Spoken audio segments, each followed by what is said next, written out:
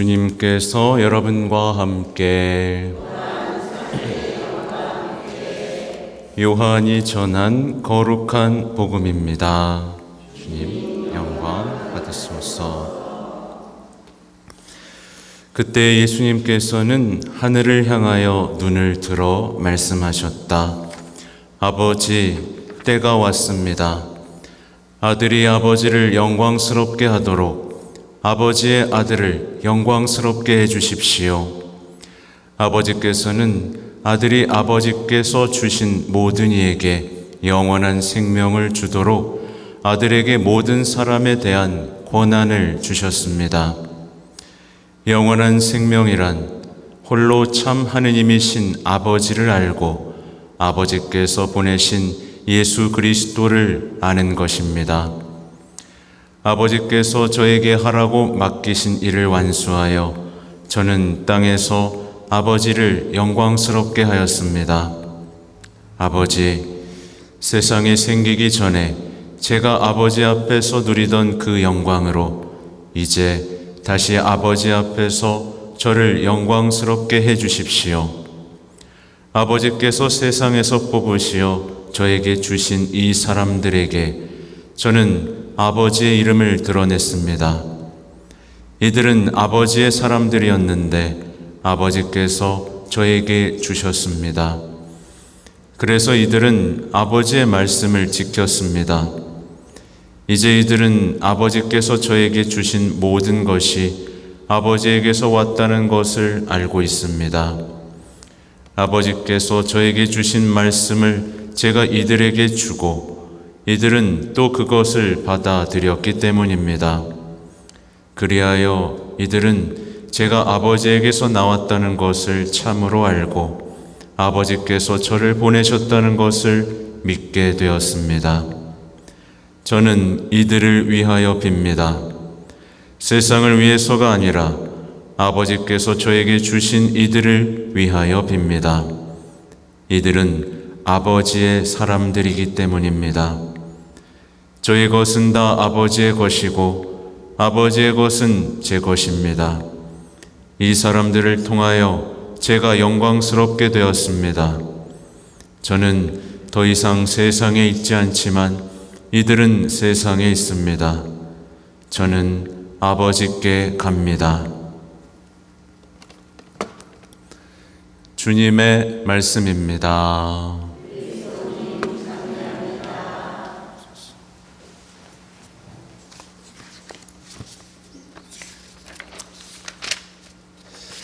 예수님, 네, 오늘은 오전에 교구 체나콜로 기도 모임에 다녀왔어요. 근데 이제 원로 신부님께서 저를 보자마자 하시는 말씀이 병근병근 신부 닮았네.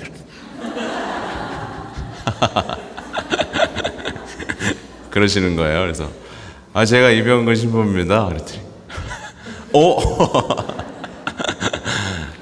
또 그러시더라고요.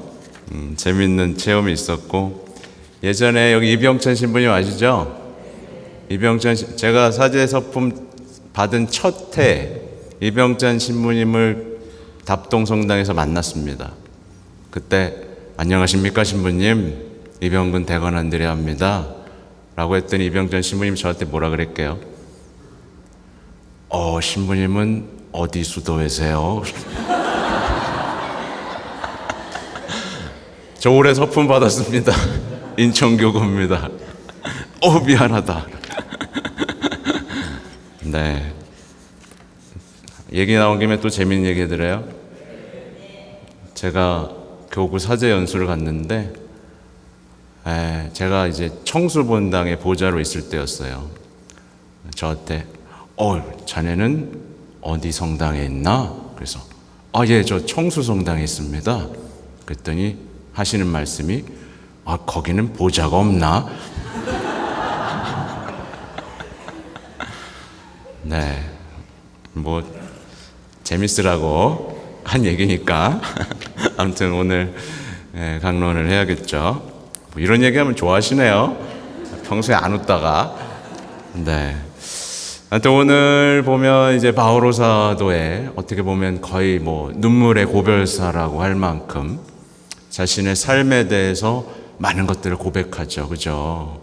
이렇게 고백할 수 있다면 얼마나 아름답겠나 생각을 해보는데요. 이 고백들을 조금씩 살펴보면 바오로 사도가 어떤 사람인지가 드러나죠. 바오로 사도는 겸손하게 주님을 섬기는 사람이었어요. 그죠? 그래서 주님을 섬기면서 주님을 알려주고 주님을 가르치고 그래서 회개를 선포하고 믿음을 선포하면서 주님을 증언하는 것으로 주님을 섬겼습니다. 그렇죠?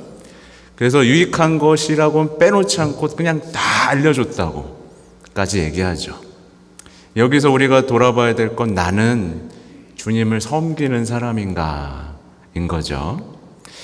그리고 두 번째로 살펴볼 수 있는 건 이제 사도 바오로는 성령께 완전히 사로잡힌 사람이었습니다.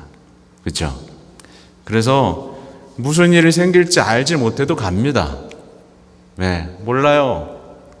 몰라도 가고요. 성령께서 자, 너는 이제 투옥당하고 환난도 당할 거야 라고 했는데도 갑니다. 그죠? 몰라도 가고 위험이 있어도 갑니다. 그냥 성령께 순종을 하죠. 네, 대꾸도 없어요. 가라면 갑니다. 그죠? 그리고 세 번째로 살펴볼 건 바오로 사도는 자신이 주인공이 되는 삶을 결코 살지 않았다는 것이에요. 사람들이 어떻게 보면 자신을 섬기게 할 수도 있었겠지만 자신을 섬기게 하는 게 아니라 주님을 섬기도록 계속 이렇게 했고 자신의 목숨을 지키는 게 아니라 자신의 목숨을 다 바쳐서 주님의 일을 했습니다. 네, 내 목숨이야 조금도 아깝지 않습니다. 이런 어떤 용기가 있었어요. 아깝지 않은 거예요. 그리고 지켜주시는 거에 대한 체험도 너무나 많이 했던 거죠. 그리고 자기가 하고 싶은 일, 원하는 일, 잘하는 일을 한 게 아니라 뭘 했어요? 받은 직무를 다 하기 위해서 달릴 길을 다 달렸다라는 그 아름다운 고백을 우리가 생각할 수 있겠죠. 이게 바로 그리스도인의 삶인 거예요. 물론 모든 사람이, 모든 그리스도인들이 바오로 같을 수는 없습니다만 그래도 닮아야 될 게 세 가지 있는 거죠. 겸손히 주님을 섬긴다. 그리고 성령께 사로잡힌다. 그리고 자신을 버린다. 내가 사는 것이 아니요. 그죠? 주님이 사는 것이잖아요.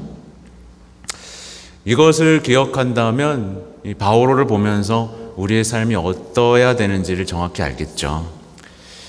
아무튼 제가 자주 말씀드린 거지만 주님이 우리를 섬기는 게 아니에요. 우리가 주님을 매일매일 일상에서 섬기는 겁니다.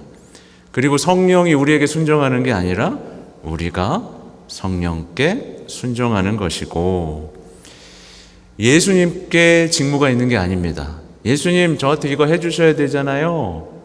이게 아니라 우리에게 맡겨진 직무가 있는 것이다. 이런 신앙적인 전환이 없으면 우리 평생 신앙에서 헤매겠죠. 근데 이제 많은 분들이 이 마지막 부분, 자기 자신에게 사로잡힌 채 무슨 얘기를 하냐면 내 이웃에게도 나에게 해야 할 마땅한 직무가 있고 주님도 나에게 해주셔야 할 마땅한 직무가 있다 라고 외칩니다. 그러면 항상 어떻게 돼요? 나는 피해자가 되는 거예요. 그리고 주변 사람들은 다 뭐예요? 가해자가 되는 겁니다. 네. 심지어 예수님한테도 피해봤다는 사람 있잖아요. 그렇죠? 내가 왜 신앙을 가져서 이 꼴을 당해야 되냐는 게 예수님 때문에 피해봤다는 얘기잖아요. 그러니까 오늘날의 사람들 대부분 보시면 자기가 다 피해자인 거예요. 다 주변 사람들이 가해자입니다. 가족, 자녀, 배우자, 사회, 국가 다 가해자. 나는 피해자. 예. 근데 이제 배우자끼리 싸우잖아요. 그러면 한 명 딱 들어와서 얘기 물어봐요. 그러면 제가 물어보죠. 그럼 배우자도 그렇게 생각할까요? 그러면 반대 얘기가 나오죠. 아무튼 우리는 제가 요 파트에서 마무리 짓고 싶은 얘기는 그겁니다. 우리에게 주님을 위해 해드려야 할 직무가 있는 것이다. 이걸 잊으시면 안 된다라는 겁니다. 그리고 오늘 이 요한복음도 마찬가지로 예수님의 고별사이고 이제 제자들을 위한 기도 부분이 이제 언급되고 있는 건데요. 여기서 이제 중요한 부분, 여러분하고 나누고 싶은 부분이 이거예요.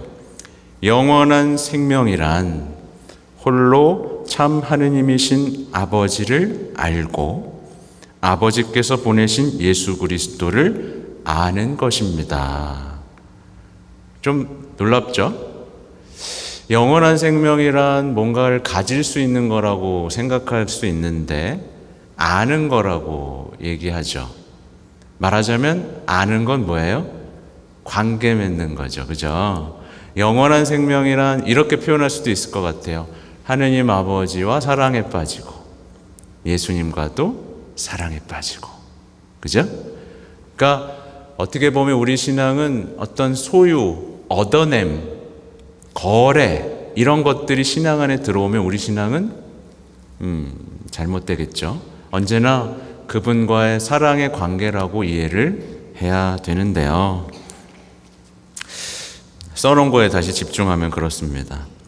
신앙은요, 일반적인 사람들의 기대하고는 많이 다릅니다. 일반적인 사람들은 신앙을 가지면 모든 것이 잘 돼야 되고 모든 시련이 사라져야 된다라는 막연한 생각을 보통 갖잖아요. 여러분들은 안 그러죠? 네, 신앙을 가지면 다 잘 돼야 되고, 네, 돈 낸 만큼, 기도한 만큼 다 잘 돼야 되고, 네, 뭔가 투자한 만큼 시련이 없어야 된다라고 생각한다면 이거 뭐예요? 네, 이거 진짜 아닌 거죠. 제가 이미 말씀드린 대로 신앙은요, 하느님과 예수님을 알고 만나고 사랑하는 겁니다. 네. 그래서 사랑이신 분을 만나고 따르는 것, 사랑이신 분을 믿고 사랑을 나누는 것, 그리고 사랑이신 분께서 하셨던 일, 맡겨주신 일을 하는 것, 사랑이신 분께서 하신 말씀을 받아들이고 지키는 거예요. 되게 단순하죠?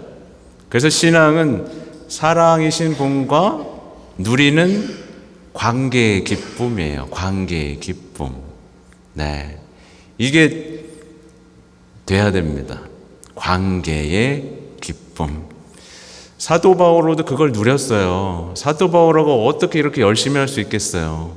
그분과 사랑에 빠졌고, 그분을 섬기는 것이 기뻤고, 그분을 섬기는 게 영광이었고, 그분이 맡겨주신 일이 내 삶의 기쁨이었고, 그 관계에서의 기쁨이 아니었다면 바오로 사도가 그렇게까지 열심히 할 수 있었을까요? 그죠? 네. 바오로도 누렸고요. 우리가 알고 있는 수많은 성인도 그걸 누린 사람이라는 것을 우리는 기억해야 됩니다. 그리고 오늘 보면 예수님께서 저는 이들을 위하여 빕니다 라고 하면서 기도하는 부분이 나오는데, 이 다음 부분은 이제 믿는 이들을 위해서 기도해요. 오늘은 제자들을 위해서 기도합니다. 저는 이들을 위하여 빕니다. 세상을 위해서가 아니라 아버지께서 저에게 주신 이들을 위하여 빕니다. 오늘 부분은 사실 하나도 놓칠 게 없어요. 네, 하나도 놓칠 게 없어서 한 줄 한 줄 우리가 묵상하면서 하다 보면 1시간이 훌쩍 지날 겁니다. 그죠? 근데 어쨌든 오늘 보세요. 예수님은 세상을 위해 기도하지 않는 게 좀 의외죠? 네. 세상을 위해서 기도하지 않고 제자들을 위해서 기도하고 계세요. 보면 제자들, 아까 말씀드린 것 그대로죠. 제자들이 누구예요? 하느님과 예수님과의 관계를 누리는 사람들이잖아요. 이들을 위해서 기도하신다고 했죠. 다시 한번 이제 신앙에 대해서 다시 한번 말씀을 드리고 싶은 게 뭐냐면, 뭐랄까, 많은 신앙인들이 신앙을 어쨌든 이렇게 보는 경향들이 많이 생깁니다. 그러니까 자신의 처지에서 신앙을 보고 자신의 시선에서 신앙을 봅니다. 그러면 자신의 처지가 안 좋으면 신앙을 볼 때 어떻게 봐요? 아까처럼 뭔가 해줘야 되고 없애줘야 되는 걸로만 자꾸 보겠죠. 그죠? 그래서 신앙인으로 성장한다는 건 자신에게서 벗어나서 사도들이 말하는 그 신앙 속으로 풍덩 젖어드는 것을 의미한다고 생각해 볼 수 있겠죠. 그래서 생각해 보면 그렇습니다. 보면 예수님께서는 신앙을 누리려면 뭘 하라 그러냐면 가진 것 다 버리라고도 하시고요. 자신도 버리라고 하시죠. 그죠? 근데 가진 것도 안 버리고 자신도 안 버리고 신앙만 누리려는 경우가 있잖아요. 돼요? 안 돼요? 안 되죠. 관계이기 때문에 그래요. 관계이기 때문에. 그리고 자신에게서 벗어나지 않으면 신앙은 누릴 수 있는 게 아니에요. 그죠? 또 제자로서 분명히 부르셨는데 어때요? 주인공으로서 살면서 신앙을 누리려는 사람도 있습니다. 모든 것이 나를 중심으로 돌아가야 된다라고 사는 사람들이 있죠. 이렇게 되면 신앙을 굉장히 왜곡되게 볼 수밖에 없겠죠. 그죠? 또 자신에게 맡겨진 일에 대해서는 전혀 생각하지 않는 신앙인들이 있어요. 자신에게 맡겨진 일을 생각하지 않고 뭐만 생각해요? 주님께서 세상을 바꿔주셔야 된다라는 생각만 하는 거예요. 제가 지금 예를 들어 드린 거에서 모두 공통점이 뭐냐면 자기 자신에게서 벗어나지 못한 사람은 결국 신앙을 누리지 못하게 된다는 거겠죠. 그렇죠? 네. 다시 한번 오늘의 마지막 말씀은 이겁니다. 예수님께서는 세상을 위해서 기도한 게 아니라 제자들을 위해서 기도하셨어요. 그러니까 말하자면 우리의 삶을 어떻게 살아가야 되는지가 여기에 힌트가 있죠. 여기 힌트가 있어요. 제자들은 단순히 사람들이 꿈꾸는 더 좋은 세상을 위해서 일하는 사람이 아닙니다. 그렇죠. 그게 아니라 정말 주님께서 주신 그 영원한 생명이 무엇인지를 세상에 전하고 그 관계를 전하고 또 하나님께 영광을 드리는 사람이에요. 이렇게 말하니까 좀 어려워지네. 어쨌든 제가 뭘 얘기하려는 건지 아시겠죠? 네. 세상을 위해서가 아니라 제자들을 위해서 기도했고 생각해보면 제자들이 어떤 삶을 살았는지 어떤 삶을 살아서 주님께 영광을 드렸는지를 생각해 본다면 우리도 어떻게 되겠어요? 우리가 어떤 삶을 살아야 되고 어떻게 신앙을 누려야 되는지에 대한 답도 조금 선명해지겠죠. 그죠? 네. 아무튼 자신에게서 벗어나서 주님과의 관계를 누리는 신앙으로 옮겨가시기를 바랍니다. 하실 수 있겠어요? 네. 끝나면 또 좀 알아듣는 것 같은데 이거 막상 하려니까 뭔 얘기인지 모르겠다. 이런 분들이 있을 수 있어요. 예. 근데 아까 제가 말씀드린 것만 기억하세요. 신앙은 살아계신 분과 누리는 관계의 기쁨이다. 예. 요걸 놓치면 안 된다는 거 기억하시기 바랍니다. 아멘.